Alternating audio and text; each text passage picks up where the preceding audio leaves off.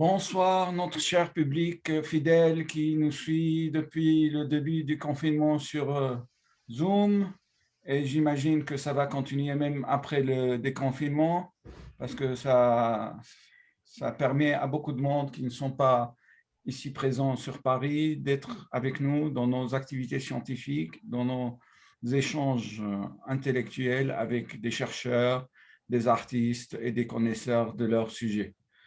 Ce soir, j'ai l'honneur et le plaisir de recevoir, d'accueillir une amie, une collègue et une chercheuse associée au CAREP, qui est Maha Abdelhamid, qui a une thèse en géographie qu'elle a soutenue en 2018 à l'Université de Paris-Nanterre autour des transformations socio-spatiales dans la ville de Gabès, en Tunisie, de 1970 à nos jours. Mais depuis, elle s'intéresse aussi à la révolution. Depuis la révolution, elle s'intéresse à la question du racisme contre les Noirs en Tunisie. Elle a écrit plusieurs articles scientifiques qui ont quand même marqué le paysage et ça a été repris par des médias et par aussi des spécialistes de la question raciale. Ce soir, elle va nous parler d'un sujet très important que peu de chercheurs se sont intéressés à ce sujet et je crois qu'elle va commencer avec nous très bientôt à lancer un projet sur la question, l'histoire et le vécu des femmes noires en Afrique du Nord et au Moyen-Orient, deux points dynamiques d'intersectionnalité. Excusez-moi, c'est la fin de la journée. Je suis très content d'avoir avec nous ce soir Maha. Ça fait longtemps qu'on ne s'est pas vu, mais j'espère qu'on va bientôt démarrer le projet et que tu vas venir nous voir plus souvent.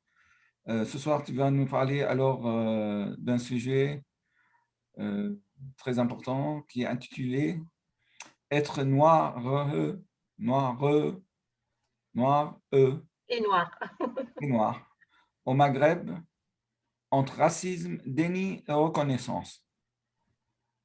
Merci infiniment, Salem. Merci à Carep, justement, de m'avoir donné la parole aujourd'hui pour parler d'une question qui me tient à cœur en tant que chercheur noir, mais en tant que femme noire d'abord, mais aussi en tant que chercheur. Et je suis récemment associée à votre centre et j'ai l'honneur, justement, d'être parmi vous. Donc, c'est une question la question des Noirs et la question du racisme dans une majorité non noire. Donc, je suis tunisienne, j'ai vécu dans le sud tunisien et après, je suis allée à Tunis pour faire mes études universitaires où j'ai soutenu un DEA en histoire à l'université de la Manouba. Et j'ai commencé une thèse en histoire moi, je voulais faire une thèse sur les femmes noires, mais c'était pas très accepté par les chercheurs et ma directrice. Donc, on a changé pour parler des femmes en général dans la société oisienne. Après, cette thèse n'a pas abouti, comme tu savais, et je suis venue en France pour travailler sur un autre sujet, sur les oasis et les transformations socio-spatiales en Tunisie. Donc, je disais que cette question qui m'a intéressée depuis mes études à la Manouba, mais je n'ai jamais osé justement travailler ouvertement dessus d'abord parce que c'est un sujet qui n'était pas très abordé dans les universités tunisiennes. Et ceux qui travaillent dessus, je ne dis pas qu'il n'y a pas des chercheurs qui travaillent sur la question des Noirs, particulièrement sur l'histoire de l'esclavage, sont une minorité et bien évidemment, eux-mêmes sont marginalisés dans la sphère académique. Et donc, quand j'étais à la Manouba, et pour l'histoire, il faut rendre ce qui est à César, il y avait Abdelhamid Larguish qui a encouragé plusieurs étudiants à travailler sur le patrimoine des Noirs en Tunisie et surtout le patrimoine musical, qui n'est pas du tout valorisé d'ailleurs en Tunisie et qu'il est plutôt folklorisé, notamment la banga, le rituel de la banga, c'est un rituel de confrérie noire dans le sud-ouest de la Tunisie, dans ce qu'on appelle la région de Jrid, et le rituel d'Ostambeli. qui sont une musique en fait qui est restée aussi très marginalisée. Donc, il n'y a pas une intégration culturelle, j'allais dire, complète des Noirs dans la culture musicale en général en Tunisie. Donc, ce sujet des Noirs,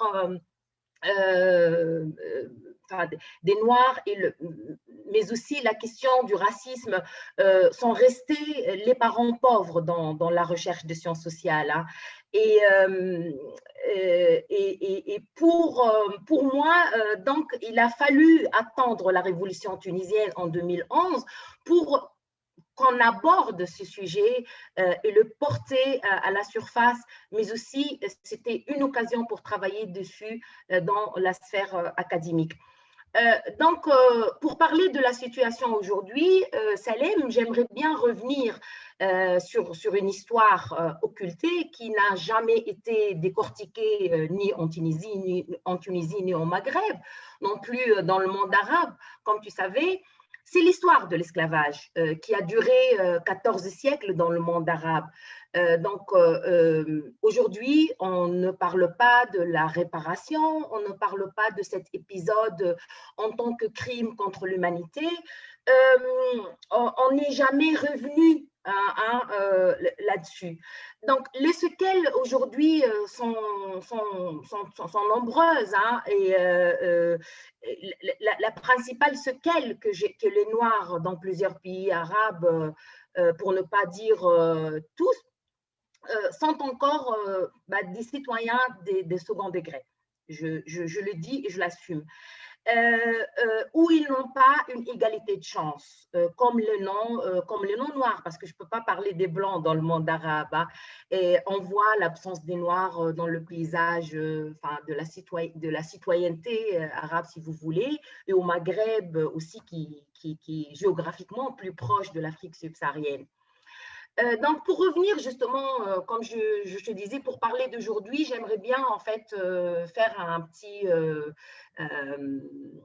retour justement, mais je ne m'arrêterai pas très longtemps sur l'histoire. Donc, cette histoire, je disais que l'esclavage a duré dans tout le monde arabe, y compris le Maghreb, pendant 14 siècles. En ce qui concerne les chiffres des esclaves qui ont traversé malgré eux, et arrachés de leur terre, de leur foyer, de leurs parents, pour aller dans le nord de l'Afrique, ou un peu partout dans le monde arabe d'ailleurs, il y a eu, comme disait Salah Trabilsi, qui lui, chercheur qui travaille, médiéviste, qui travaille sur la question de l'esclavage, il est professeur-chercheur à l'université de Lyon 2, il y a eu une guerre de chiffres. Donc, on évalue à peu près près de 17 millions, parfois 15 millions. Mais c'est beaucoup quand même, 17 millions ou 15 millions, c'est beaucoup. Donc, la question n'est pas ici, c'est la question que nous sommes face à une barbarie concernant des êtres humains, des femmes, des hommes, des enfants, de sexe d'ailleurs. Aujourd'hui, donc, il y a ce qu'on appelle les descendants esclaves dans le monde arabe et au Maghreb. Mais pas que, parce qu'il y a l'immigration. Donc, l'immigration qui est ancienne comme le monde et qui sont partis, c'est-à-dire il y a des subsahariens qui sont partis dans le pays arabe par choix. Donc, soit pour faire des études, soit pour des raisons économiques. Donc, ça, il y en a aussi. Donc, mais aussi les Noirs qui ont quitté l'Afrique subsaharienne récemment, on va dire fin du 19e siècle et 20e siècle, à l'instar de beaucoup des Noirs palestiniens, par exemple, appelés aujourd'hui les Afro-Palestiniens, qui sont arrivés bien avant l'occupation israélienne. Et il y a, je cite ici, un chercheur à l'EHESS, en fait, qui travaille sur cette dynamique de subsahariens qui sont arrivés en Palestine, qui sont à Jérusalem, mais aussi un peu partout sur le territoire palestinien, qui s'appelle Yasser Kous. Donc, pour revenir sur la question de l'esclavage en Tunisie, en fait, le territoire que je connais mieux, hein, dans lequel j'ai vécu, mais j'ai beaucoup aussi travaillé, et donc la Tunisie, il y a un non-dit de la période de l'esclavage. Donc, ce n'est pas comme on a toujours essayer de montrer, c'était un esclavage souple, il y avait le bon maître et les gentils esclaves. Ce n'est pas vrai parce que c'est une période qui n'a jamais été décortiquée, c'est une période qui n'a jamais été révisée et n'a jamais été déconstruite non plus. Donc, du coup, il y a eu de la castration donc, des hommes, il y a eu de la maltraitance des esclaves, il y a eu des fuites des esclaves en fait qui étaient très maltraités et ça c'est les documents archivistiques qui le montrent et qui le disent. Et il y avait aussi des révoltes, en fait. On n'en parle pas parce qu'aujourd'hui, quand on parle de l'abolition de l'esclavage en Tunisie, et j'en parlerai, en fait, je m'arrêterai aussi un peu sur l'épisode de l'abolition de l'esclavage en 1846. Il faut dire aussi que la Tunisie, c'était le premier pays arabe qui a aboli l'esclavage. C'est 19e siècle, en fait, on est au milieu du 19e siècle. Donc, tout ça, on n'a pas parlé. Donc, du coup, il y a Ismail Montana qui a fait ses recherches en Tunisie et a travaillé beaucoup dans les archives nationales de la Tunisie. Il a soutenu aux États-Unis et qui a trouvé des documents qui montraient que les esclaves noirs ont fait des révoltes contre la maltraitance et contre la situation très mauvaise en fait pendant. Donc ce n'est pas vrai qu'aujourd'hui on dit que tous les négriers, j'allais dire arabes, ils étaient très gentils et on n'a pas une esclavage qui ressemble justement à l'esclavage qui se fait en Amérique ou en Europe. Donc, du coup, je reviens sur le contexte de l'abolition de l'esclavage en Tunisie, qui se fait en 1846, comme je disais. C'était d'abord un contexte de l'abolition mondiale, donc qui a bouté, si vous voulez, le Bey a promulgué cette loi. Donc, le Bey, il n'a pas dormi, il se réveillait le matin et il disait, bah, je vais affranchir les esclaves. Parce qu'il aussi avait des esclaves blancs. Aujourd'hui, on n'en parle pas. En fait, l'esclavage, il est un fardeau porté jusqu'à nos jours sur le dos des Noirs, mais pas sur les esclaves blancs qui étaient des Mamelouks, mais qui étaient aussi dans une situation plus entre guillemets, plus agréable que les esclaves noirs qui ont travaillé dans les champs, qui étaient des femmes de ménage, des domestiques, mais aussi qui étaient des femmes de plaisir, parce que le corps, j'en parlerai après quand je parle pourquoi. Aujourd'hui, on a fait notre mouvement des femmes tunisiennes et noires. Parce qu'aujourd'hui, jusqu'à aujourd'hui, le corps de la femme, il est fétichisé. Et donc, du coup, à l'époque, la question abolitionniste était le grand sujet à l'échelle mondiale. Et la Tunisie était aussi en pleine période réformiste. En fait, on est au milieu du 19e siècle, comme je disais.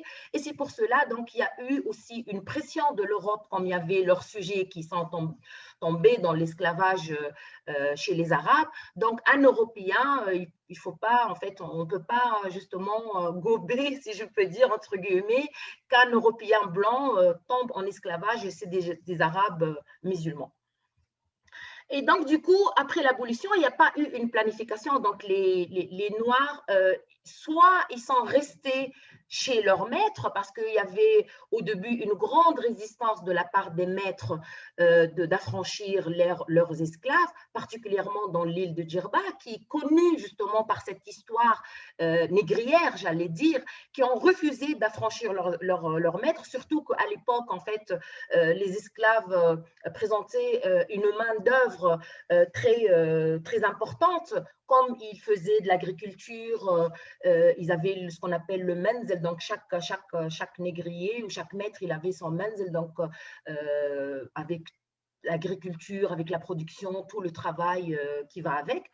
Et ils ont refusé, il y avait une résistance. Il a fallu justement attendre la deuxième abolition qui a été signée entre la France et le Bey de Tunis en 1890, donc c'est-à-dire une vingtaine d'années après l'occupation ou après la colonisation française en Tunisie. La question en fait, les Noirs sont restés dans la marge de la société tunisienne. Il n'y a pas eu une évolution à l'échelle économique, bien évidemment, à part quelques-uns, mais qui présentent en fait un très faible pourcentage par rapport à la majorité des Noirs qui sont restés jusqu'à aujourd'hui, d'ailleurs, marginaux, sans propriété, etc. Donc aujourd'hui, en fait, après l'indépendance, il y a eu ce qu'on appelle les résidus de l'esclavage dans les mentalités de la société tunisienne, dans les pratiques et dans le verbe aussi. Je donnerai quelques exemples comment dans les pratiques et dans le verbe, tout ça se manifestait justement dans la société tunisienne. Et donc, l'image de l'esclave, comme je disais tout à l'heure, est collée au noir, et la reproduction du rôle de l'esclavage comme le serviteur. Aujourd'hui, on a beau en fait à inviter, à recruter un serviteur, quand il est noir, on est beaucoup plus content parce que tout simplement c'est son métier. Inès Mrad, elle a aussi parlé de Mourabbi, le Mourabbin, c'est-à-dire quand une famille blanche, elle adopte un noir pour l'élever dans leur maison. C'est pas pour l'élever comme leurs enfants, mais c'est juste pour l'élever pour qu'il soit aussi serviteur, en fait, surtout les femmes, hein, les femmes noires. Donc, du coup, on les adopte depuis l'âge de 5 ans ou même à leur naissance, pour justement le faire apprendre comment ils font le travail, comment ils s'adaptent aux ambiances de la maison aristocrate, etc., etc. Donc, le métissage aussi, il faut dire qu'il y a de métissage. Et dans notre recherche, l'ouvrage qui est apparu en 2018 sur la représentation du racisme dans le Nord, dans le Sud, en Tunisie en général, mais on a fait beaucoup d'enquêtes, des enquêtes en fait dans le Sud tunisien, où pour ceux qui ne savent pas, en fait, les Noirs, ils sont beaucoup plus concentrés dans les villes du sud tunisiennes, donc à partir de Sfax, Gabès, dans le sud-ouest, les pays de Jrid, Tozr, Nafta, jusqu'à l'extrême sud. Et donc, si je pourrais faire une rétrospective en fait sur les Noirs en Tunisie, concernant le nombre, parce qu'on me pose toujours cette question, il y a combien de Noirs en Tunisie? Franchement, on ne sait pas. On ne sait pas parce qu'il y a, bien évidemment, il n'y a pas des statistiques, parce que si on fait des statistiques, ils ont dit, bah oui, ça c'est du racisme, si on fait les statistiques des Noirs à part. Mais entre nous, Salem, moi, je voulais savoir. Et donc, du coup, donc, concernant le nombre, comme je t'avais dit, donc, nous n'avons pas des données non plus, des statistiques. Après la Révolution, il y a, je ne sais pas quelle région, j'ai oublié le nom, qui ont avancé un chiffre. Ils ont dit bah, il y a 15% des Tunisiens qui sont noirs. Mais on ne sait pas, est-ce qu'ils ont considéré les noirs noirs ou les noirs métis? Parce que socialement, les métis sont aussi considérés comme des noirs dans la société tunisienne. Donc, du coup, là, c'est le chiffre qu'on entend parler. Donc, c'est 15% de la population tunisienne. Je pense que c'est un peu exagéré parce que quand même, c'est plutôt, se concentre dans le sud, et même dans le sud, ils sont nombreux, mais ils sont pas très visibles, surtout dans les villes ou les grandes villes du sud. Et comme donc, je parlais de la localisation de ces Noirs dans des villages, il faut dire qu'aujourd'hui, il y a des villages qui sont occupés seulement par des Noirs. Donc ça, on remarque aussi qu'il y a une sorte de marginalisation, qui sont totalement déconnectés de grandes villes et qui ont beaucoup de problèmes en fait à accéder aux services, à savoir la santé, les services administratifs, les services éducatifs, etc., etc.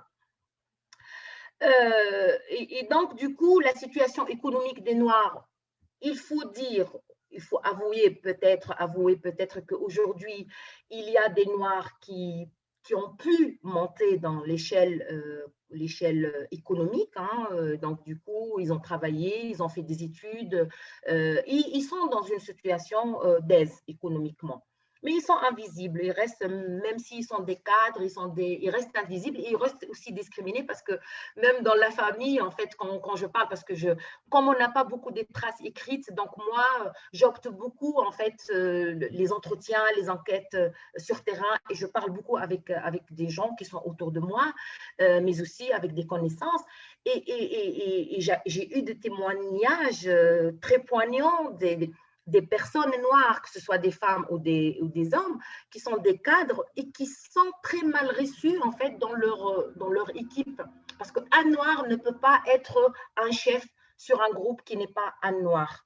Donc, il y a toujours des problèmes, donc il y a toujours une frustration de la part de ces noirs qui sont des cadres, mais ils ne le disent pas en fait. Peut-être ils parlent dans leur cercle fermés entre nous, mais ils ne le disent pas ouvertement. Je ne sais pas pourquoi, mais si on fait un travail sur ça, on va trouver vraiment beaucoup des choses très, très intéressantes qui montrent aussi que la mentalité par rapport aux Noirs, il est encore une mentalité opaque. Donc, du coup, toute cette population, bien évidemment, elle est victime des actes et des propos racistes et des stigmatisations, du discours aussi. J'ai parlé tout à l'heure de verbes et des mots pour désigner le noir. Donc, c'est toujours là, même après les lois. Je parlerai après la montée de mouvements, les lois qui sont mises en place aujourd'hui en Tunisie, qui criminalisent justement la discrimination, y compris la discrimination verbale, raciste. Mais on entend toujours des mots qui sont pour désigner un noir ou pour le nommer. On va dire Ossif, par exemple, on ne va pas l'appeler avec son nom de famille ou avec son prénom. On va dire Monsieur l'Ossif avec Al-Ossif. Donc, du coup, c'est Ossif, ça veut dire, dans la langue, étymologiquement, ça veut dire le second. Mais aussi, dans la culture tunisienne, ça veut dire l'esclave, tout simplement. Et maintenant, comment le mot Ossif, elle a glissé de son contexte historique qui est l'esclave, d'un statut esclave, qui est devenu collé à la peau d'un noir pour devenir aujourd'hui le citoyen noir, il est un Ossif. Et il y a des gens en fait qui le disent, oui, mais moi je veux rien dire parce qu'Ossif c'est la couleur. Non, mais Ossif c'est pas la couleur c'est noir, Aswad, Akhal, mais c'est pas Ossif. Ossif c'est un statut historique qui était le statut des esclaves noirs. Dans le sud, on va trouver des mots aussi vraiment très Tambla, Zombak. Ici, c'est un peu en fait pour montrer que les Noirs ne sont pas beaux, qu'ils sont très moches, etc. Mais aussi, il y a les proverbes. Donc, du coup, à travers le dit, il y a des proverbes. Donc, dans la culture tunisienne, dans la langue tunisienne, on va trouver des perles là, sur les proverbes très racistes, mais qui stigmatisent les Noirs. Pour ceux, en fait, j'ai partagé quelques proverbes dans des articles que j'ai publiés un peu partout, mais quand même, pour ceux qui sont en train de nous écouter, je les remercie. Je vais citer quand même quelques proverbes tunisiens qui, moi, en fait, je les trouve beaux, hein, en fait. C'est-à-dire, de point de vue linguistique, ils sont très, très bien tissés. Mais ils sont très racistes, en fait. Comme, par exemple, « Akhal Woussif, ismu saqtallah, yuskun fi zanqat l'arbina ou sanatu faham » si je peux traduire, je peux dire un noir ou un domestique qui s'appelle Saqtallah. Saqtallah, c'est-à-dire la plus mauvaise création de Dieu. Et il habite dans l'impasse de l'oppression et il est charbonnier. Donc, du coup, il a tous ces adjectifs. Le métier, il est classé dans les métiers le plus subalterne. Le nom, donc, il n'a même pas un prénom comme tout le monde, mais il s'appelle Saqtallah. Donc, du coup, en fait, il y a aussi, on dit Akhal ma fiha mara, donc pour blaguer, parfois on dit c'est très noir en fait, il n'y a même pas en fait quelque chose de blanc pour qu'on puisse déchiffrer les traits de son visage. Il y a aussi en fait des proverbes qui stigmatisent aussi les femmes noires, comme on dit l'ouahla fil kahla, Donc, c'est comme on est dans une société patriarcale où la femme la plus valorisée, c'est la femme mariée et la femme qui trouve un homme pour le mariage. Donc, pour le mariage, le problème se pose plutôt pour la femme noire, mais la femme blanche trouve facilement un mari. Ici, pour moi, ça, c'est extraordinaire et c'est très intéressant, en fait, qui nous explique justement que comment les femmes noires sont aussi discriminées et qui ne sont pas demandées pour le mariage alors qu'ils sont demandées pour autre chose. Le corps, comme j'avais parlé tout à l'heure, le corps de la femme noire, il est beaucoup plus fétichisé et c'est un corps plutôt de plaisir. Donc, on peut être avec une femme noire pour le plaisir, mais pas pour un statut social. Quand le mariage est mixte aussi, en fait, c'est vraiment presque un tabou, hein, surtout dans la société du Sud. Et dans la société du Sud, malgré on vit ensemble, on a une vie sociale très intense, hein, une sociabilité, il y a beaucoup de respect, il y a beaucoup d'amour, mais dès qu'il s'agit d'un rapport de sang, en fait, un rapport de mariage, là, tout le monde, en fait, ils vont dévoiler leur batterie. On dit, ben non, mais on est amis, on est proches, on est voisins, on peut partager tout, que le mariage, donc tout le monde s'oppose à cette alliance justement d'un couple métis. Et généralement, les hommes qui se sont mariés avec des femmes non noires, pour ne pas dire blanches, soit elles sont des Européennes, soit elles sont du Nord, particulièrement le Nord-Ouest, parce qu'ils sont aussi, pourquoi le Nord-Ouest? Parce que il faut dire que le Nord-Ouest aussi, il est marginalisé. Donc, du coup, il ne cherche pas beaucoup, en fait, la question de noir. Une fois un homme vient demander la main, on s'en fout de la couleur de l'homme. Donc, ce proverbe, donc, pour montrer ça, il y a un proverbe qui dit Lilla biva ou le haram artiste. Donc, du coup, le haram, c'est l'habit mis par la femme, c'est un habit traditionnel. La patronne est blanche, hein, Lilla, c'est la dame, en fait. Lilla, c'est parce qu'elle est blanche. Donc, la blanche, on l'appelle Lilla, c'est un titre de respect et d'honneur, si je pourrais dire. Donc, elle est blanche et son pagne est noir, déchet noir. Quand on dit artiste, c'est-à-dire tellement noir qu'on ne peut pas le voir, quoi. Et donc, et là, on comprend que le mari, il est noir et sa femme, il est blanche. Donc, du coup, c'est quelque chose de bizarre dans notre société, etc., etc. Donc, du coup, il y a beaucoup des proverbes pour le c'est-à-dire bête le jour, belle la nuit, parce que comment les femmes noires, elles travaillent justement tous les travaux de calvaire, mais après, en fait, le soir, elles sont de corps de plaisir pour leur maître.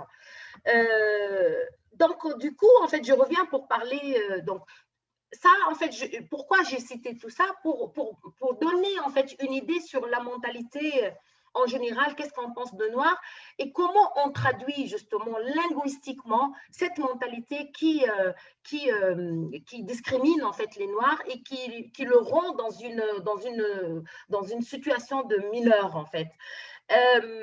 Donc depuis la Révolution, tu savais déjà, Célèbre, en fait, on a commencé par le même historique, la Tunisie, la Syrie, aussi un peu partout dans le monde arabe, donc les années 2010, 2011.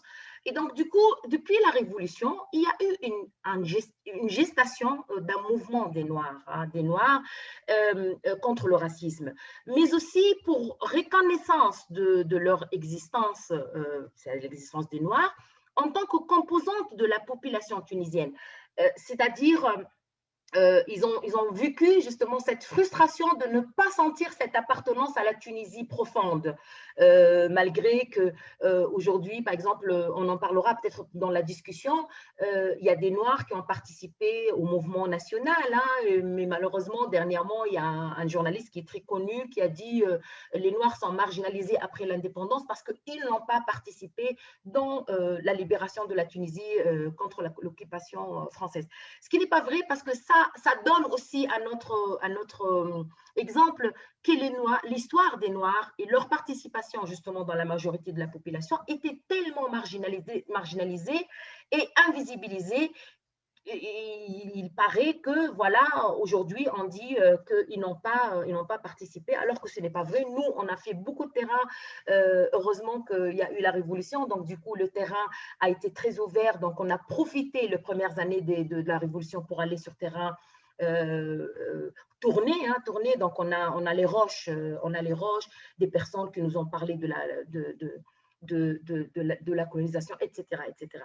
Donc, du coup, j'ai parlé de cette frustration que cette population ne sentait pas, en fait, où elle avait ce sentiment de ne pas être vraiment à 100% tunisien, malgré l'effort qu'ils sont en train de faire et qu'ils ont fourni depuis la colonisation. Donc, cette population qui a vécu pendant très longtemps le mythe de la population homogène en Tunisie, parce qu'avec Bourguiba, la question de la tunisianité, tout va bien, on est tous… mais en réalité, Bourguiba aussi, il faut dire qu'il a opprimé, qu'il a étouffé justement cette pluralité de la société tunisienne. Quand il a parlé de la tunisianité, donc il n'y avait plus de Amazirs qui parlaient leur langue. La langue amazigh, elle a été totalement interdite dans l'espace public. Les Juifs aussi n'étaient pas très là, les Noirs. Donc, nous sommes tous des Tunisiens, mais à l'intérieur, on a vécu notre frustration. Et là, je dis notre, je lève ma casquette des chercheurs pour parler en tant que Noir. Et donc, du coup, pendant très longtemps, on a occulté justement cette multiplicité. Ou peut-être en fait cette homogénéité qui n'était pas vraie, hein, a été poussée pour occulter en fait la diversité de la population tunisienne et sa représentation mosaïque, si je pourrais dire. Et donc, du coup, comme vous savez, tous en fait d'ailleurs, cette révolution a délibéré la parole, mais aussi les esprits. Hein. Il y a eu naissance de plusieurs mouvements. Ce n'est pas seulement que le mouvement des Noirs, y compris les Noirs, bien évidemment, parce que c'était quelque chose de nouveau. Et au début, en fait, c'était un mouvement qui a été refusé par tout le monde. En fait, elle n'a pas été acceptée parce qu'ils ont dit que c'est un faux problème. Les Noirs, pour eux, tout va bien. Pourquoi c'est maintenant qu'ils parlent? Oui, on parle maintenant parce que c'est l'occasion. Donc, on a profité de cette occasion pour dire ce qu'on n'avait pas l'occasion de dire avec Bourguiba et avec Ben Ali. Bien évidemment, avec Bourguiba, il y avait le mouvement de Slim Marzoug. Hein. J'en parlerai quand je parlerai de la mémoire des Noirs, le mouvement des années 60, qui était très vite avorté par le pouvoir. Et il y avait un silence jusqu'à la révolution tunisienne. Donc, ces Noirs qui ont essayé de gagner de l'espace, justement, dans le paysage de la société civile, mais aussi politique. Hein, parce que moi, quand on parle, on essaye de dire que la question des Noirs, c'est plutôt sociétal. Oui, sociétal, mais moi, je dis que aussi c'est une question politique. Hein, et je montrerai pourquoi. Et donc, du coup, mais quand même, en fait, on était là, mais il y avait beaucoup de pression. Il y avait beaucoup de pression, ce qui fait que le mouvement a évolué dans la marche. Donc aujourd'hui, c'est vrai qu'il y a beaucoup d'encre qui a été coulée pour parler de la question des Noirs, mais on est encore frustré parce qu'on évolue encore dans la marge de ce qui s'est passé pendant la Révolution, malgré le bruit que le groupe en fait, des jeunes et des moins jeunes ont fait pour parler de tout ça.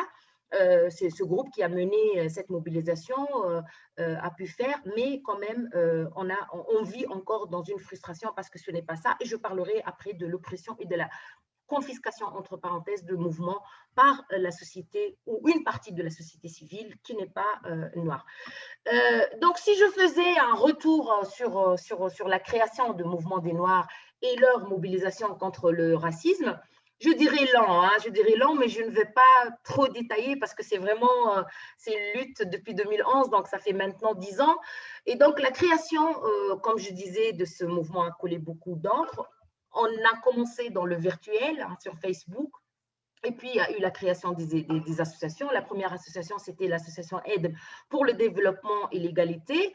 Et déjà, quand on a créé le mouvement, l'association, on a eu peur de mettre le mot noir ou le mot racisme dans le titre de l'association parce qu'on savait qu'on est encore au début et que toute la société refuse justement qu'on parle ouvertement sur cette question. Et donc, du coup, on a discuté pendant quelques mois et puis on a dit, bon, voilà, on va choisir un titre très neutre, là où il n'y a pas de racisme, où il n'y a pas de noir. On a dit Adam pour le développement et l'égalité. Bon, Adam, c'est le père de l'humanité, hein, qui serait noir, peut-être, hein, qui serait noir. Et pour l'égalité et le développement, parce qu'en fait aussi, on est dans une stratégie ou dans une démarche pour l'égalité des chances. Et développement des Noirs économiquement, socialement, politiquement, etc., etc. Donc, on a aussi, on n'a pas trouvé des traces. Donc, du coup, c'était aussi une autre frustration quand on voulait parler des Noirs. On n'a pas trouvé des traces particulièrement des Noirs qui ont écrit sur la question. Et du coup, on a pensé, on a dit, il faut écrire. Même si, quitte qu'on va vulgariser des articles pour parler des noms. Il faut laisser des traces pour les générations qui viennent. Et on a opté justement les publications des articles qui n'étaient pas au début des articles scientifiques, mais qui étaient publiés dans des sites très connus ou des revues ou des journaux, même en Tunisie. Jusqu'à 2014, il y avait un silence total, il n'y avait pas une réponse de la société civile et donc on était en train dans notre effervescence, mais tout seul, sans une réponse des autres. Il n'y avait pas un dialogue entre nous. Donc, du coup, on était dans la marge. Laissez-le, ils sont en train de parler, ils disaient n'importe quoi. Ils vont certainement se taire si on ne les répond pas. En 2014, on s'est dit il faut faire quelque chose parce que je pense qu'à travers le Facebook, et comme on est éparpillé un peu partout, donc du coup, il y en a ceux qui étaient en Tunis, à Tunis même, dans le sud, donc on n'est pas très regroupés. On s'est dit, on va faire une marche qui va traverser la Tunisie. Et c'est comme ça qu'on va faire de bruit. Peut-être que la société civile ou peut-être que le gouvernement ou ceux qui sont dans le pouvoir puissent nous écouter. Et on a organisé la grande marche de 2014 qui a été bien sûr boycottée par toute la société civile.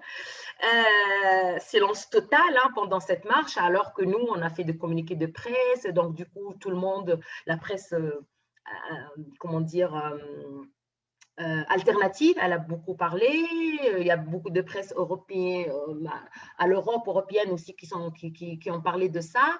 Excuse-moi, Maha, même si je t'interromps, mais c'est très important de nous dire pourquoi. Comment tu expliques ça? Alors, pourquoi je ne sais pas exactement pourquoi, mais je pense en fait que nous sommes dans une société encore conservatrice. Conservatrice qui n'a pas changé depuis l'époque de Bourguiba, y compris la gauche, parce que la gauche tunisienne aussi, c'est un gauche, entre guillemets, mes amis de gauche, ils vont être fâchés, en fait, s'ils vont me dire, mais c'est quoi? À part moi, les amis de gauche, quand je suis arrivée en France, donc du coup, j'ai rencontré les personnes qui étaient des réfugiés politiques depuis Ben Ali, et que je suis d'ailleurs, y compris la société Le Céral, d'HT, Comité de respect et liberté des droits de l'homme en Tunisie, qui était fondé par Kamel Jandoubi, qui est devenu après ministre, qui lui est réfugié politique. Mais je pense que quand ils sont arrivés ici, ils ont compris en fait les enjeux, ils ont compris la diversité, parce qu'eux-mêmes, quand ils sont arrivés en France, ils étaient sujets de racisme. Et c'est pour cela, quand je suis arrivée en 2013 en France et que je me suis rapprochée d'eux pour parler de la question, j'étais la bienvenue. Et ils ont soutenu justement soutenu la cause. Et d'ailleurs, quand on a fait la marche de 2014, les associations qui ont soutenu la marche, mais qui ne pouvaient pas assister, mais qui ont circulé quand même le communiqué de presse et qui ont circulé justement tout ce qu'on a partagé, c'est les associations tunisiennes et les associations maghrébines en France. Et donc, tout simplement, pourquoi? Pour faire une réponse très rapide qui n'est pas très développée, mais tout simplement parce que nous sommes dans une société très conservatrice et même notre gauche n'est pas sortie de cette auberge. La preuve que nous, quand on a fait, moi je suis allée toquer les portes, hein, je suis rentrée pour assister à la marche, mais je suis allée toquer les portes de plusieurs organismes, y compris, j'ai oublié, j'ai oublié, mais c'est vraiment un organisme très, رابطة حقوق الإنسان, voilà, رابطة حقوق الإنسان في جابس.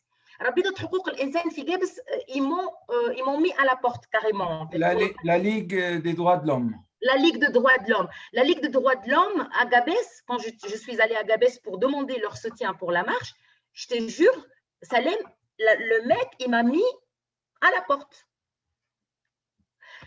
Pour ne pas continuer, donc on va parler d'autres choses beaucoup plus intéressantes. Donc, parce qu'après, il y a une évolution. En fait, on a insisté justement. On a fait la marche. Donc, du coup, on était très bien accueillis. Donc, la marche qui a démarré de la ville de Djerba, passé par Gabès. Bien sûr, Gabès aussi le silence total. Il y avait quelques membres de la société civile. Il y avait un journaliste aussi qui nous a beaucoup soutenus. Il a même demandé à son nom l'autorisation qui n'est pas noir, hein, l'autorisation, en fait, je le cite quand même, je le remercie, à son nom pour l'autorisation de la marche. Pas de médias, le radio Oasis FM, je ne sais pas s'il existe encore, il a refusé, en fait, il a dit, mais c'est de n'importe quoi, vous faites en fait, vous séparez la société, on est très bien soudés, etc., etc. Et donc, du coup, on a fait notre marche à Gabès et on a monté à Sfax. Et là-bas, qu'on était le mieux accueillis parce que d'abord, Sfax, c'est une ville, malgré qu'ils disent qu'il y a beaucoup de racisme aussi, mais quand même, c'est une ville qui a eu un héritage et une histoire syndicaliste très fort. Donc, ils sont dans la lutte pour les droits. De toute façon, nous, ce que nous avons remarqué, qu'on était très bien accueillis et il y avait un mélange de populations. Il n'y avait pas seulement les Noirs qui étaient dans notre marche, mais il y avait des non-Noirs qui ont levé avec nous les slogans et qui étaient là, présents, on a discuté et c'était extraordinaire. À Tunis, pareil, donc du coup, il n'y a pas la société civile, il y avait les médias alternatifs, mais il n'y avait pas en fait les médias officiels. Et il y avait une chaîne qui est venue faire un petit reportage, mais ils ont faussé le reportage. Donc, du coup, quand ils ont parlé dans leur chaîne, ils n'ont pas dit c'est une marche qui a été organisée par un groupe des Noirs qui a démarré. Ils ont faussé les informations. C'était à Nesma à l'époque. Et donc, du coup, après la marche, il y a eu création de plusieurs collectifs. Donc, du coup, en 2014, on est à deux associations. Il y avait l'association Aide pour l'égalité et le développement et il y avait l'association Mnemti qui a été créée par Sadia Mousber. C'est une femme qui lutte aussi farouchement contre le racisme, je la salue d'ailleurs. Et puis, il y avait des collectifs. Donc, du collectif, on a l'impression que les jeunes, en fait, ont pris conscience de l'importance de la question. Mais bon, après, il y avait aussi beaucoup de désengagements, hein, beaucoup de désengagements.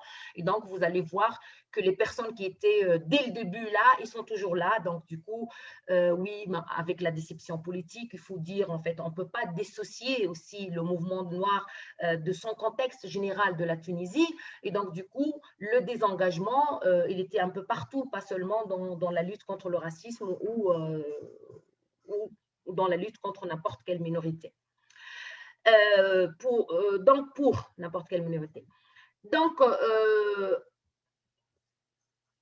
plus loin, en 2020, nous avons créé le mouvement des femmes noires, des femmes tunisiennes noires. Et bien justement, on a très longtemps discuté, est-ce qu'on met des femmes noires tunisiennes ou on met des femmes tunisiennes noires?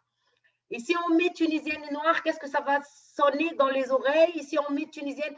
Et donc, finalement, on a dit, ben, on est après tout tunisienne. Peut-être que les Tunisiens nous ont dit que nous sommes noirs, donc on va mettre le noir après. Donc, nous sommes d'abord tunisiennes. Et donc, maintenant, nous avons eu sur place un collectif qui a fait pas mal de choses. On est un peu éparpillé. C'est plutôt en fait un groupe des femmes qui sont à Tunis, mais qui sont aussi à l'extérieur, qui font leurs études aux États-Unis, au Canada, en France ici. Et nous avons aujourd'hui le collectif de voix des femmes tunisiennes noires. Pourquoi ce collectif donc? Pourquoi, en fait, la question que se pose, pourquoi ce collectif? Là, j'enlève ma casquette de chercheur, en fait, donc du coup, pour parler en tant que cofondatrice de collectif. Et je vais essayer de répondre à la question pourquoi enfin, je suppose qu'il est peut-être posé, parce qu'il y a pourquoi en fait, pourquoi est-ce qu'il y a une urgence justement, après tout, quand on parle des femmes, les problématiques ou la problématique des femmes, les problématiques, ce sont pareilles. Une femme, c'est une femme. Ben non, une femme, c'est une femme, mais quand il s'agit justement d'une situation, quand on vit dans une société déjà patriarcale, et nous devons faire face au sexisme, aux misogynies, hein, que vous savez tous. Comme toutes les femmes, on a tous ou on sait tous? Je sais que tous, moi je pense que tous, c'est pas toutes. Hein, parce que même il y a des hommes qui sont des féministes et qui comprennent très bien le sexisme et la misogynie de leur société, je Très pense. bien. Hein. Tu es d'accord avec moi, Je suis Taleb? d'accord. Je suis d'accord. Tout à fait. Et donc, du coup, comme toutes les femmes, donc voilà, on lutte pour ça, hein, contre la société patriarcale en général. Mais quand on est une femme noire, Célène, s'y ajoute justement la misogynie noire, parce que aussi nos hommes aussi, ils ne sont pas dissociés de leur société générale, hein, quelle que soit la couleur. Mais aussi nous, en fait, on reçoit justement cette oppression de la part des femmes blanches, hein, entre guillemets, pour le dire. Donc, nos luttes à nous, c'est-à-dire les femmes noires, peuvent et doivent attendre. Ça, ce que les autres disent, hein, parce que tout simplement, il faut s'intégrer dans la majorité et pour la lutte spécifique, cette lutte, elle peut attendre. Je pense que non, tout simplement, c'est inacceptable. Hein, c'est inacceptable. Donc, nous avons des luttes communes, certes, mais les femmes noires ont des luttes spécifiques à mener, il faut le dire, hein, il faut le reconnaître. Hein. Donc, du coup, on peut sortir un peu de notre position de privilégiés pour comprendre les autres qui ne sont pas des privilégiés. Par exemple, comme disait Ndella Paye, qui est une franco-sénégalaise et qui est une féministe, en fait, qui est dans cette dynamique, justement, de lutte pour le droit des femmes de couleur, femmes noires, j'allais dire, moi, je n'aime pas trop dire de couleur parce qu'on a tous des couleurs de noir. Par exemple, elle disait que les femmes blanches, quand elles doivent lutter contre la difficulté d'accès à un poste politique, par exemple, ou une femme cadre dans une grande entreprise, nous, les femmes noires, on n'est pas encore là. On doit lutter pour la reconnaissance de notre critère de beauté, pour la reconnaissance de notre couleur, pour la reconnaissance de notre cheveu naturel, crépus, tel qu'il est, pour la reconnaissance de notre peau foncée ou très foncée, même basanée, ou bien la reconnaissance de notre de nez épaté, pour avoir une égalité de chance d'accéder, hein, à la visibilité, j'allais dire, et le poste de travail, qui peuvent être un poste très normal. Hein. Et donc, voilà en fait la différence entre les luttes. Donc, on n'est pas encore là on lutte encore pour des ABC, pour des droits très simples en fait. Et donc, les femmes noires aussi doivent lutter pour déconstruire l'histoire de l'esclavage, parce qu'après tout, on est tous collés à cette histoire, qu'on soit descendant esclave ou pas, on est là. Et donc, on doit aussi, ces femmes noires doivent lutter pour éradiquer les dominations racistes et les préjugés dont j'ai parlé tout à l'heure sur les femmes noires et leur corps, hein, que vous savez tous et que j'ai cité tout à l'heure quelques exemples. Donc, pour toutes ces raisons, mais aussi pour d'autres que je n'ai pas le temps de citer maintenant, peut-être si vous avez des questions, il y a eu la naissance de mouvements des femmes tunisiennes noires. Donc, c'est un mouvement non mixte, hein, et on l'assume pleinement, dédié aux femmes noires en Tunisie, et pour parler d'elles, hein, sans être jugées, hein, ou agressées par ceux qui ne croient pas à leur spécificité, exprimer leur marginalité et leur stigmatisation, et réfléchir ensemble aux solutions pour sortir de la marge. Et d'ailleurs, en fait, nous, on a décidé, parce qu'on a pensé à faire le mouvement, mais on a dit on va prendre notre temps. On a fait le mouvement dans l'urgence. Pourquoi? Parce que quand on a été dans un groupe Facebook qui c'est MeToo, NZ, et moi j'ai posté je vois qu'il y a beaucoup de femmes noires mais qui ne parlent pas. Et je les ai appelées pour parler. Je dis, mais il y a des femmes noires qui étaient certainement agressées, qui étaient certainement violées. Pourquoi? Mais pas parce qu'elles étaient femmes, parce qu'elles étaient noires. Parlez et donnez vos témoignages. Et là, j'étais attaquée par beaucoup de femmes qui ne voient pas justement dans cette cause une cause réelle. Et c'est pour cela qu'on était dans l'urgence de créer un mouvement pour les femmes noires. On a dit, mais voilà, on est dans une sphère de militantisme, soi-disant de féministes et de femmes, mais dès qu'on parle d'une spécificité, eh ben, les privilégiés, ils vont nous dire non. Donc, il faut qu'on fasse quelque chose.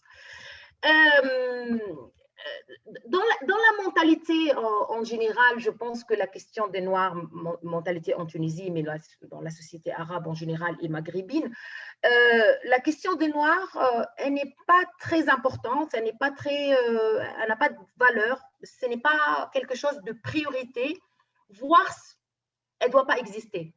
Parce que voilà, ils sont là, on est là, on a dans un seul espace. Politiquement, ben, on gère, mais qu'est-ce qu'ils demandent ces gens? Dès que ça se passe quelque chose à l'extérieur contre les Noirs, et là, le monde arabe va dire, ben non, mais les Noirs, mais regardez les Noirs chez vous avant de regarder les Noirs aux États-Unis. Et je cite ici l'incident en fait de l'assassinat de George Floyd en fait et le mouvement qui a eu lieu aux États-Unis un peu partout, qui a propagé justement un peu partout dans le monde, Life Black Matter. Le soutien justement des Tunisiens, d'abord, il est venu trop tard. Désolée, je parle un peu, enfin, j'utilise ma langue en fait parce que c'est enfin voilà. Et les Tunisiens, ils ont fait un rassemblement pour soutenir Life Black Matter le 6 juin 2020, c'est-à-dire presque un mois ou plus qu'un mois après ce qui s'est passé un peu partout dans le monde. Mais ce rassemblement a été organisé principalement par une association qui soutient les Noirs en Tunisie, donc l'association Mnemti, et qui ont aussi appelé le soutien de l'association Aqaliyet. L'association Aqaliyet, c'est une association qui n'est pas gérée par des Noirs, mais qui, soi-disant, défend les droits de toutes minorités confondues, y compris les Noirs. Donc, ils se sont associés, ils ont organisé cette marche. Je pense que ce jour-là, il y a eu une confiscation de cause, en fait. Pourquoi? Il me semble qu'il y a un mélange dans les esprits de quelques associations, mais aussi de quelques acteurs dans la société civile, entre le soutien à une lutte, hein, la construction d'alliances et la confiscation et la déposition d'une lutte. Et malheureusement, on est tombé dans cette dernière en Tunisie quand il s'agit de la question des Noirs. Donc, quand il s'agit de la question des Noirs, mettez-vous à côté, on va s'occuper de vous. Et les exemples sont multiples. Hein. et je citerai cet exemple que j'ai suivi de près. Je n'étais pas en Tunisie, mais je l'ai suivi de près. J'étais en contact avec un membre de l'association Mnemti, Ziad Rouine, en fait, qui est le porte-parole justement de l'association. Ils se sont trouvés en piège. Donc, on a pu, à partir du rassemblement de Tunisiens de soutien au soulèvement des Noirs américains, qui a eu lieu le 6 juin 2020, comme je le citais, à Tunis, on a vu en fait un rapport associatif de domination et de hiérarchisation. J'explique en fait pourquoi. Il y a eu un rapport de pouvoir qui manipulait et dominait et ne voulait pas que la situation sorte de contrôle, sorte de son contrôle et emprise.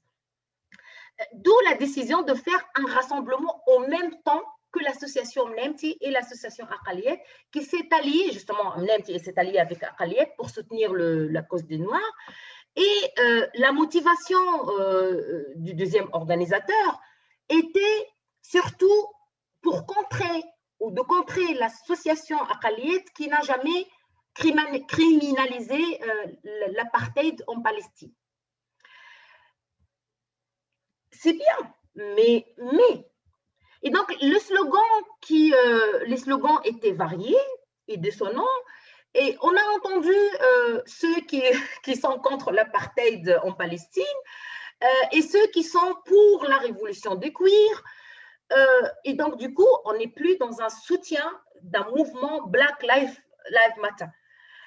Donc, en tant que militante, moi, là je sors de mon observation des chercheurs pour être militante parce que ça me révolte, justement.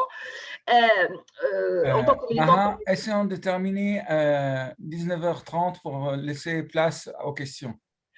Alors, donc, du coup, à 30, oh là là, 3 minutes, Salem. Oui, ça fait 1 heure qu'on parle. Oh là là. Tu parles. Et donc, du coup, en fait,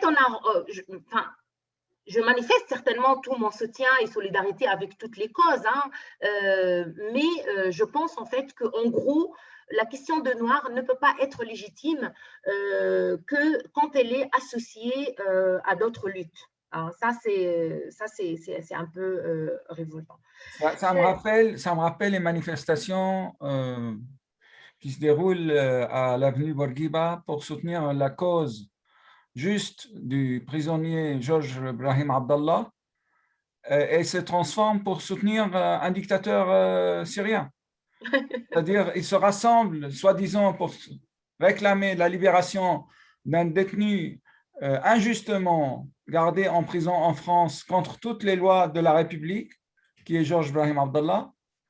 Et ils oublient complètement le sujet de leur rassemblement pour brandir les portraits d'un dictateur qui tue son peuple. Ça, c'est une schizophrénie qui est très remarquée au sein de la société civile tunisienne. Pardon pour l'interruption. Tu me rends ma minute En plus, allez. Alors, en fait, pour aller vite, parce qu'en fait, j'allais parler un peu aussi de la discrimination contre les subsahariens, mais on peut aussi en parler pendant le débat. Et donc, du coup, déjà, je pense que les Noirs dans le monde arabe, en général, au Maghreb, en Tunisie, ont un problème avec leur mémoire, qui a été réduite généralement à l'oubli, parce que le politique a voulu ça. Et parce que aussi la résistance n'était pas comme il fallait. 14 siècles d'esclaves, entre 15 000 ou 18 000 d'esclaves subsahariens, aujourd'hui, aucune trace. Aucune trace, ou même on va trouver quelques traces qui ne sont pas du tout valorisées, qui ne sont pas intégrées dans l'identité collective de leur pays d'adoption, mais qui sont devenus des citoyens, bien évidemment. Et on ne sait rien sur tout ça. Donc, en Tunisie, on a quelques petites traces quand même, la musique, quelques marabouts. Et donc, parler de la mémoire des Noirs, pour moi, en fait, c'est parmi les réflexions les plus difficiles en tant que chercheur, parce que je pense, à mon humble avis, que l'histoire des Noirs qui a grandement contribué à tracer l'histoire de la Tunisie, n'a jamais été déconstruite, particulièrement par les Noirs eux-mêmes, hein, d'où justement l'opacité de cette mémoire. Et donc, du coup, pour réfléchir la mémoire des Noirs tunisiens, je commencerai d'abord par deux événements très récents en Tunisie. D'abord, le premier, c'est la promulgation d'une loi contre le racisme et la discrimination le 9 octobre 2018. Et puis, il y a la reconnaissance de 23 janvier, c'est la date de l'abolition de l'esclavage, comme une fête nationale. Donc, pendant cette période, et ça, tout ça, c'est le fruit de toute une lutte des Noirs, primordialement, qui ont été aussi, qui se sont alliés avec une partie de la société civile, y compris la société civile, comme je vous ai dit, tunisienne en France.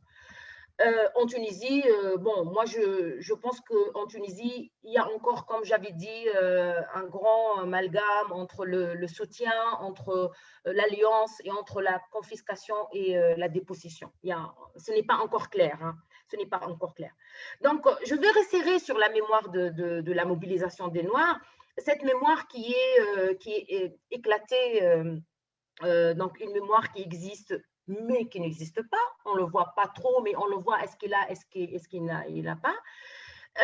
Et puis, je pense qu'il y a ce que j'ai appelé, moi, la mémoire populaire. Hein, la mémoire populaire, il y a d'abord le premier fait qui s'impose, c'est les manifestations d'une mémoire populaire qui existe, et je me réfère au travail de mon amie Amel Farji, elle a travaillé sur le rituel de la banga, donc c'est le corps des Noirs dans un confrérie, le chant, la musique, et l'interaction entre blanc et noir, hein, à Nafta. Donc, les deux saints protecteurs, parce que quand on parle de Nafta, on va parler de deux saints protecteurs, un blanc et un noir, mais que aussi le noir, il est valorisé. Mais quand on voit, par exemple, sa tombe, elle n'est pas aussi valorisée que le saint noir. Donc, ça rentre dans la mémoire populaire. Je ne m'arrête pas trop parce que si vous avez des questions à me poser sur la mémoire populaire, je répondrai parce qu'il ne faut pas que je m'arrête. Et il y a la mémoire savante ou la mémoire académique. Donc, on a pas mal des écrits, en fait, des recherches qui ont été faites par Inès Mrad, que moi je la considère une référence incontournable pour la question des Noirs en Tunisie, qui travaille sur la question depuis des décennies. Salah Trabelsi, Abdelhamid Larguesh, et quelques travaux en fait et mémoires qui ont été élaborés dans le labo patrimoine à la Manouba au GT et qui étaient aussi vraiment poussés par Abdelhamid Larguesh qui s'intéresse beaucoup à la question des minorités. Donc le troisième fragment de mémoire, c'est la mémoire politique. Hein, la mémoire politique, et je m'arrête, s'il te plaît, tu me laisses quelques minutes, je ne prendrai pas beaucoup de temps. Donc, du coup, qui est donc, la mémoire politique qui est en émergence. C'est celle des associations, de la mobilisation informelle, ou institutionnalisée aussi avec les associations, et qui, elle aussi cherche des mémoires. On a une repère. Notre repère, c'est Slim Merzoug. Donc, Slim Merzoug, comme je vous ai dit, c'est la personne qui a été le premier à évoquer la question du racisme et dans son mouvement a été très vite avorté. Et donc, pour nous, en fait, un héros, malgré peut-être qu'il voulait faire un parti politique, c'était son droit, en fait, de faire un parti politique qui a été considéré comme parti ethnique. Donc, il œuvre à voir deux choses à la fois, hein, au même temps. Donc, c'est une mémoire, si je peux dire, mythologique, parce que c'est quelqu'un qui a existé, mais qu'on n'a pas beaucoup d'informations sur lui, mais on essaie de reconstruire justement et retracer son histoire. Et c'est une figure politique, c'est un homme qui a existé réellement aussi, hein. Donc, on est dans cet éclatement entre la dimension politique et la dimension populaire et la dimension savante qu'aujourd'hui les chercheurs reviennent peu à peu sur cette question. pour finir, donc du coup, comme je dis, mon propos était aussi académique, politique, mais je ne peux pas me dissocier de mon tempérament de militante, en fait, et c'est ne pas méchant, j'espère. Et j'espère que en fait, les études en fait, académiques se multiplient sur ce sujet parce que vraiment, on a beaucoup de choses à faire à travers reconnaître le récit populaire, la mémoire, et retrouver aussi les blessures cachées des récits populaires, parce que quand on a fait on n'a pas beaucoup parlé parce qu'on était obligé de présenter le rapport le plus vite possible. Et ça, c'est l'inconvénient quand on est financé par ONG, donc du coup, on est contracté par le temps. Et donc, du coup, je pense qu'en fait, il y a pas mal de choses à fouiller justement et percer dans la question des Noirs en Tunisie, au Maghreb, mais aussi dans le monde arabe en général. Et je te remercie pour ta patience, Salem. Merci beaucoup, Maha, et je pense que ce n'est que le début d'une recherche qui promet. Je vais commencer rapidement les questions pour ne pas priver des gens d'avoir leurs réponses. Notre cher ami Yahya Hakoum, il demande, il dit, est-ce que les minorités étaient invitées à participer à la rédaction de la Constitution en 2014? Si tu peux répondre assez rapidement, s'il te plaît, Maha. Alors, en fait, il y avait en 2011 déjà, la campagne électorale pour la constitution tunisienne, en fait, pour faire la constitution tunisienne. Il y avait des listes, hein, en fait, ce qui a été aussi le paysage tunisien, il y avait un éclatement de changement de paysage tunisien pendant la Révolution. Donc, il y a eu beaucoup de listes où on va trouver des jeunes noirs qui se sont représentés justement.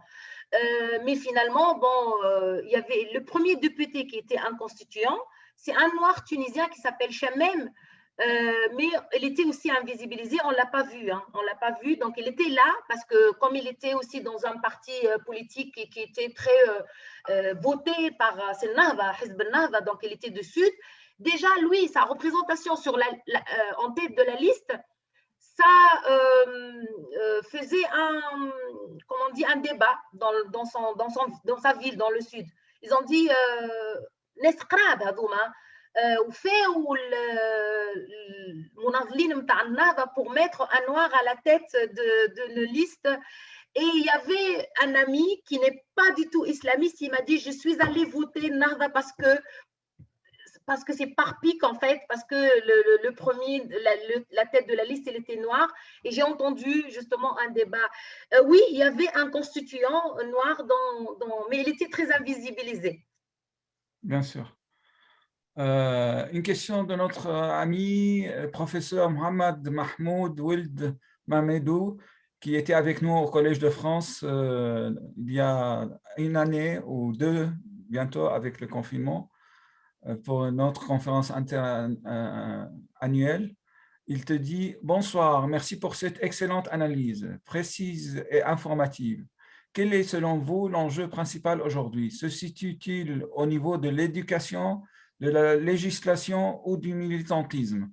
Comment surtout inscrire la question du racisme dans le projet plus vaste de la représentation citoyenne démocratique, Civic Improvement, en Tunisie et au Maghreb? En vous remerciant. » Merci, oui, c'est une question très intéressante. Je pense en fait que tout doit aller ensemble dans le même sens, hein. L'éducation, le militantisme, le politique. Donc du coup, je pense aussi il faut accès à l'éducation parce que dans le programme scolaire, donc il y a une grande absence des études africaines, alors que nous, en fait, nous sommes africains avant d'être méditerranéens ou des arabes. Et donc, la Tunisie est appelée, avant qu'elle soit la Tunisie, donc, du coup, je pense que tout doit aller ensemble. Donc, on essaye de travailler sur le volet éducatif. Et là, c'est le rôle des éducateurs, le rôle du ministère de l'Éducation pour intégrer beaucoup plus, en fait, et montrer aux enfants, comme dit Saadia Mosbeh, enfin, il commence من الأول. Donc, du coup, il faut préparer les futurs citoyens à la multiplicité, à la pluralité. Nous, on a grandi, fait Final Food, donc maintenant, il faut travailler justement sur les générations, les petites générations, donc les enfants, les écoliers, etc. Les politiques, je pense en fait que le politique doit aussi s'intéresser beaucoup plus à la question. Ils n'attendent pas qu'un événement ou un crime comme le crime qui s'est passé en Tunisie. Il y avait 3 subsahariens qui ont été égorgés en plein jour, en centre-ville. Et c'est là qu'à l'époque, en 2016, Youssef Chahed, il a dit il faut qu'on fasse vite pour que la loi soit mise en place. Donc, il ne faut pas attendre. Je pense que le politique aussi doit intervenir pour mettre à la surface et pour valoriser cette multiplicité, cette pluralité citoyenne en Tunisie. Le militantisme, donc, il a commencé, il va jamais certainement arrêter parce qu'à chaque fois, on arrive à une acquisition, si je peux dire, on va demander plus. Donc, tout va dans le même sens. La question de législation, ça commence en fait dernièrement, ils ont créé en fait, ils ont fait, je ne sais pas, ça s'appelle comment, اللجنة شنو هي اللجنة بالسوري سلام بالسوري بالفرنساوي بالفرنسي commission. Commission, justement, parce que la loi 50, en fait, la loi qui criminalise la discrimination, il devait en fait créer justement, voilà, un groupe de plusieurs personnes, de la société civile, mais aussi de gouvernement. Donc, je pense que sur le plan législatif, ils sont en train de mettre en place ça. Il faut aussi que les autres pays arabes, je pense, ou le Maghreb, l'Algérie, qui sont encore dans le déni de cette question, le Maroc, on parle beaucoup plus de subsahariens parce qu'en fait, il y a une grande présence de subsahariens qui sont de passage de l'Afrique subsaharienne vers l'Europe, mais qui se sont retrouvés en fait obligés de s'installer. Il y a beaucoup de régularisation en fait de leur situation par un décret de roi. Je pense Et que il y a aussi du racisme. il y en a partout. Donc, du coup, d'abord, il faut déjà qu'on reparle de la question de la réparation, en fait, parce que je pense que s'il y a aujourd'hui de racisme, parce qu'on n'a pas décortiqué, on n'a pas encore compris ce qui s'est passé dans l'histoire.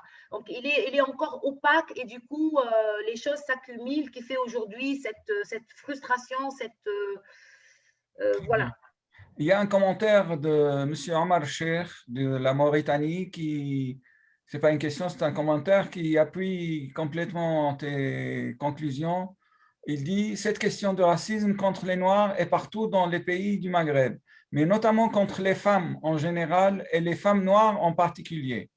Ici en Mauritanie, jusqu'à ce moment, et malgré les cas de viol qui se multiplient et tous les autres types relatifs aux violences faites aux femmes, le gouvernement n'a pas adopté une loi qui criminalise et protège ses victimes. Oui, tout à fait, tout à fait. Donc la Tunisie, donc on a commencé, c'est toujours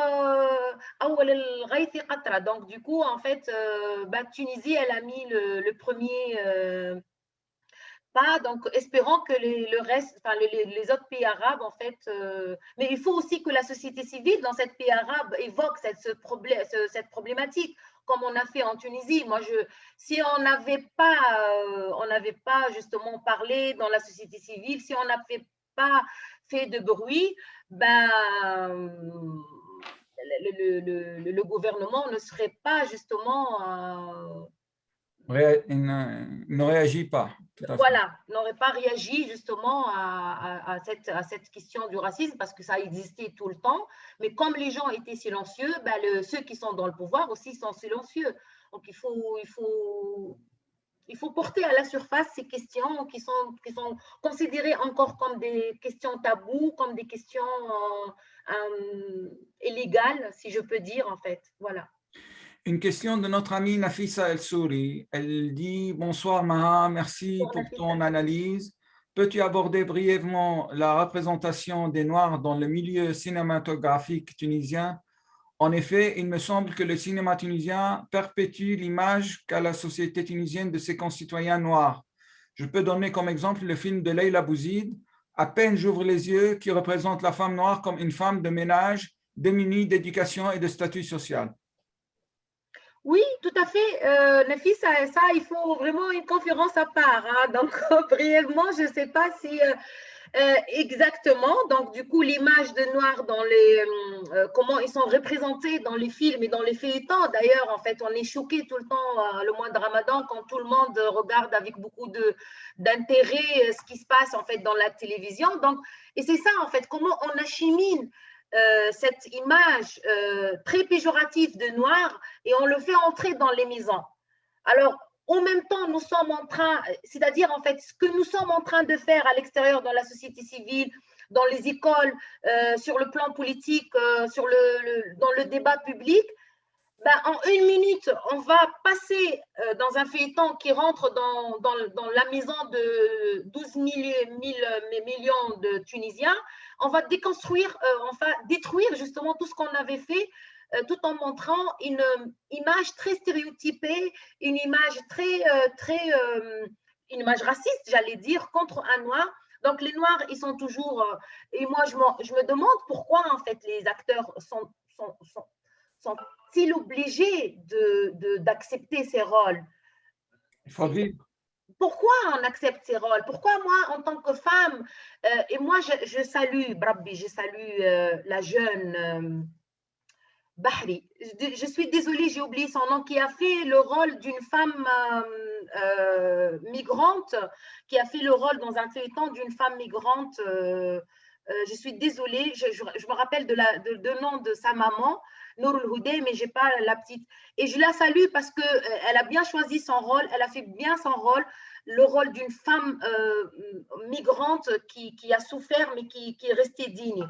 Je me demande pourquoi les actrices ou les acteurs noirs acceptent un rôle pour être serviteurs. Il faut justement réfléchir politiquement. C'est Elle pas parce que s'appelle Omaima. Omaima. Omaïma, voilà, C'est votre Omaïma, ami Omaïma. Arwa Labidi qui te le donne. Merci, Arwa. Omaïma Bahri, elle a fait, je pense que c'est le seul qui a accepté de faire un rôle digne, vraiment. Le reste, moi, je suis désolée. En fait, bon, il y a El Hamrouni, c'est une collègue, c'est une amie. On a fait l'école à Gabès ensemble, le lycée ensemble. Que elle, beaucoup plus, en fait, dans tout ce qui est comédie, ça va. Donc, vraiment, j'aime bien, en fait, ses rôles et tout. Ben, le reste, en fait, pourquoi moi, je suis obligée en tant qu'actrice d'accepter le rôle d'être serviteuse ou bien le rôle d'être prostituée parce que je suis noire ou le rôle d'une fille parce que ça stigmatise. On n'est pas encore le jour où la société va accepter les noirs en tant que des citoyens, pleinement citoyens, là, je peux prendre n'importe quel rôle parce qu'ils ne vont pas me juger en tant que tel. Et donc, du coup, c'est la faute justement ou la mentalité malheureusement de réalisateurs. Bakar aussi, Salma Bakar, et moi je suis vraiment très choquée, c'est une féministe qui était aussi dans la Constitution, une femme constituante, mais dans ces films, on va voir les Noirs qui sont dans des images très dénigrantes. Donc, du coup, chez Salma Bakar, on va trouver les Noirs qui sont des serviteuses, qui sont des débiles, une femme qui n'est pas intelligente.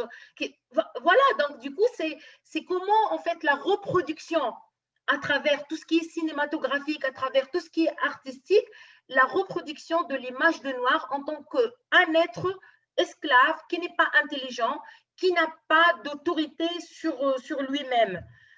Et donc, c'est révoltant, c'est révoltant. Malheureusement, Nafisa. On va prendre les questions de notre amie Racha. Elle te demande, vous avez parlé de formes de discrimination verbale. Qu'en est-il de l'accès à l'emploi? Rapidement, s'il te plaît. Alors, l'accès à l'emploi, bon, il faut dire qu'il y a un problème de chômage en Tunisie pour tout le monde, en fait, que ce soit noir ou non noir. Mais je pense, en fait, que oui, en fait, les Noirs, ils sont beaucoup plus discriminés par rapport à l'accès à l'emploi, surtout dans des postes de visibilité, en fait. Là, aujourd'hui, on va pas accepter une journaliste qui va présenter, par exemple, présenter le journal. noir. On ne va pas faire aussi un noir au début de la Révolution parce que voilà, on a parlé, ils ont mis un noir qui a présenté une partie de journal, le football. Après, on ne l'a jamais vu. L'accès à l'emploi, je pense que oui, que oui. Nous, on a fait un webinaire justement avec des femmes noires diplômées il y a quelques mois dans notre collectif, hein, dans le cadre des webinaires organisés par notre collectif des femmes noires. Et on avait des témoignages poignants sur cette discrimination à l'emploi, particulièrement le début des années 90. Peut-être que maintenant, j'espère que la mentalité commence à changer, mais pour les postes clés et les postes de visibilité, il y a encore beaucoup de discrimination. La preuve que la télé, dans le politique, on ne voit pas. On a eu un ministre qui est resté 4 mois, après il est parti alors qu'il était bien en fait, alors qu'il a bien fait son travail, il a satisfait tout le monde, mais bon, on l'a gardé 4 mois, après il est parti. Tout ministre ou toute ministre qui est bien, il doit partir. Je pense que ce n'est pas parce qu'il est noir, mais parce qu'il est bien, en fait, parce qu'il a bien fait son travail. Alors, une Il deuxième n'est pas question, corrompu. voilà. Une deuxième question piège de Racha aussi. Elle dit, depuis quand utilise-t-on le terme de racisme en Souria en arabe? Est-il une traduction du terme occidental ou son utilisation est-elle récente? Ah, c'est une bonne question, Rachel. Tu poses des questions très difficiles, hein, très difficiles. Ah oui, ah oui.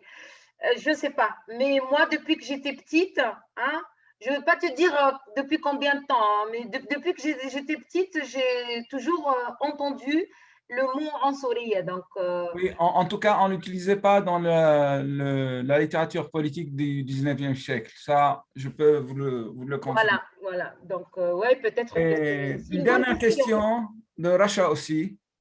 Elle, Elle m'a bombardé de questions, Rachel. elle te dit, non, ce n'est pas la dernière, l'avant-dernière, parce qu'on vient de recevoir une autre. Malgré le manque de statistiques, y a-t-il des événements racistes qui ont marqué l'histoire récente de la société tunisienne? Des exemples de cas criminels, des symboles du mouvement noir comme il en existe dans d'autres pays? Alors, bah, contre les Noirs, en fait, dans l'histoire, oui. Maintenant, je ne sais pas s'il y en avait, mais à travers l'histoire de la Tunisie, il y avait des crimes contre les Noirs dans les prisons tunisiennes. Les prisons tunisiennes. Slim Merzouk, déjà, il a été torturé plusieurs fois et vous trouvez ça dans l'article que j'ai publié dans l'ouvrage collectif avec Amin Allel et Vincent Gesser, parce on a fait sur 2 ans des enquêtes avec la famille de Slim Merzouk et ils nous ont avec les voisins aussi, qui ne sont pas des blancs, des noirs, qui sont des non-noirs, qui nous ont parlé comment Slim Merzouk a été torturé dans sa maison par la police tunisienne. Et le dernier jour, quand il se fait arrêter, et c'était sa dernière fois, parce qu'après, il va être acheminé aux prisons de Sfax et après directement à l'hôpital psychiatrique de Razi. Sa maison a été totalement brûlée et donc du coup tous ses archives, tous ses diplômes, tous ses livres, tout. Donc c'est ça c'est un crime aussi en fait, c'est-à-dire effacer la trace d'une personne qui a dérangé le pouvoir. Et aujourd'hui en fait on se retrouvait dans une zone ombre justement sur l'histoire de Slim Merzouk parce que voilà on n'a pas pu accéder à ses archives privées. Il y avait aussi un poète,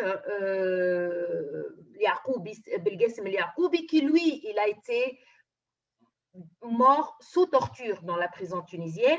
Et quand il a été acheminé à l'hôpital, on a trouvé sa famille, quand elle est venue pour récupérer son corps, ils ont trouvé, il était décédé parce il avait le sida. Voilà. Comme il est noir, il ne peut être que quelqu'un qui peut transmettre une maladie très grave qui les années 90 quelqu'un qui est mort de sida, c'est quelqu'un qui n'est pas honnête, qui n'est pas bien, qui n'est pas, alors qu'il a été mort. Et ça, c'est avec le rapport médical. Hein, et ses amis militants, aujourd'hui, je les ai rencontrés, ils m'ont raconté, ils ont récupéré le rapport médical. Il a été mort parce qu'il a eu une hémorragie de rein. Il était mort sous torture. Et donc ça ce qu'on connaît parce que c'est les personnes qui sont militants et donc leurs amis ont relayé les informations. Peut-être aussi qu'il y a dans les prisons, nous quand on avait parlé avec les jeunes aussi, les jeunes noirs, ils ont dit quand on se fait arrêter par la police, on n'est pas traité comme tout le monde, on est traité comme des noirs. Et ils sont insultés. Donc la première insulte, c'est l'ossif. Donc c'est ça la première insulte, c'est renvoyer à sa couleur. Donc oui, je pense qu'il y en a, mais il faut chercher. Alors, une question de Sarah Bouhouch. Merci pour cette analyse, Maha. Ma question porte sur la santé des personnes noires. Sauriez-vous dire comment la santé des personnes noires est impactée par le racisme systémique? Merci. Bon, la santé c'est une bonne question, hein, parce que je pense que Sadia Mousbeh pouvait répondre mieux que moi à cette question, parce qu'elle travaille aussi sur ce côté. Les habitants de la ville, en fait, les citadins, je pense qu'ils ont accès à la santé, parce qu'ils sont dans la ville. Il faut dire, il n'y a pas grande discrimination, il n'y a pas de discrimination quand il s'agit de ça, surtout quand on est dans la ville, on a les moyens, on va être très, très bien accueillis. Reste que les personnes qui habitent dans les villages très réservés, là, la santé, elle est vraiment très, très réduite. Particulièrement les maladies héréditaires, parce que les gens, ils se marient entre eux. Comme ils ne sont pas ouverts, il n'y a pas des gens qui viennent là-bas, ils ne sortent pas, ils sont rejetés même par les villages qui sont à côté. Donc, il n'y a pas un mélange de mariage et ils se marient entre eux. Et là, on va trouver des maladies très graves qu'on n'en parle pas. Mais je pense que Sadia Mousbeh a mis le doigt sur ça. Elle a mis le doigt sur ça et qu'elle a dit que c'est des catastrophes en fait dans les villages, les ghettos, j'allais dire les ghettos des Noirs, qui se marient beaucoup entre eux et qu'il y a beaucoup de maladies qui sont presque non connues en Tunisie. D'accord. Une question et on doit répondre rapidement. Mleli Moula, bonsoir, merci pour votre exposé clair et votre analyse intéressante. Par contre, j'ai une question. Le discours religieux aborde-t-il, intègre-t-il la question du racisme en Tunisie? Jamais. Bien que maintenant, non. Maintenant, il ne parle pas. Au contraire, moi, je pense que il y a même des propos racistes, en fait. C'est pas mal. Je ne me rappelle plus, mais je pense en fait qu'il y a parfois des propos racistes. Bien que, pour dire que pour l'abolition de l'esclavage, il y a eu aussi une intervention de Fuqaha de Zaytouna. Donc, du coup, il y avait pas mal de lettres qui ont été envoyées par des hommes religieux au bey pour l'affranchissement des esclaves. Mais en fait, comme je vous ai dit, à l'époque, il n'y avait pas que les esclaves noirs, mais aussi il y avait les esclaves blancs. Donc, ils ont demandé d'affranchir les esclaves qui se sont convertis à l'islam. D'accord, merci beaucoup. La dernière question, est-ce que de M. Mustafa Najjar, est-ce que les Tunisiens connaissent les lieux des anciens marchés aux esclaves? À Tunis, oui. À Tunis, je pense, à Tunis, là maintenant, en fait, ils ont, à l'occasion de la reconnaissance de 23 janvier comme une journée nationale, ils ont mis justement un témoignage pour dire, ben voilà, ici, il y avait le marché de l'esclavage. On le connaît parce qu'aujourd'hui, il est devenu un marché d'or. Donc, le Birka, qui s'appelle le Birka. Et déjà, le marché, il a gardé le même nom de marché des esclaves. Le Birka, pourquoi? Parce qu'en fait, on dit que les esclaves, ils étaient Ibarkoum dans le langage tunisien, c'est-à-dire ils le mettent assis sur les pieds, sur les genoux. C'est pour cela, en fait, il est appelé le Birka. Et jusqu'à maintenant, en fait, le marché dans la Médina, il est appelé le Birka. Et quand vous passez maintenant, il y a voilà, un panneau qui dit qu'ici, il y avait le marché des esclaves. Dans les autres villes, je ne sais pas. Je ne pense pas. Par exemple, dans ma ville, qui était aussi un carrefour des esclaves, il n'y a pas de témoignage. Donc, on n'a pas de traces, en fait. D'accord.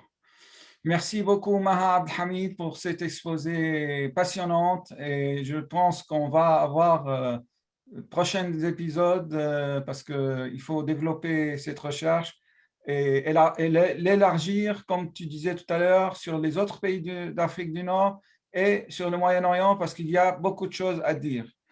J'annonce notre prochaine conférence qui sera la dernière avant les vacances d'été.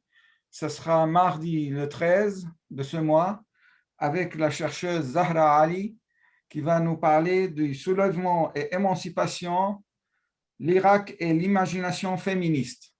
Alors, pour nos amis féministes et nos amis qui soutiennent la cause des femmes, ça doit être aussi, comme aujourd'hui, une intervention passionnante. Merci Maha, merci beaucoup, merci notre cher public et à la semaine prochaine. Merci Saleh, merci Kareb. Au revoir.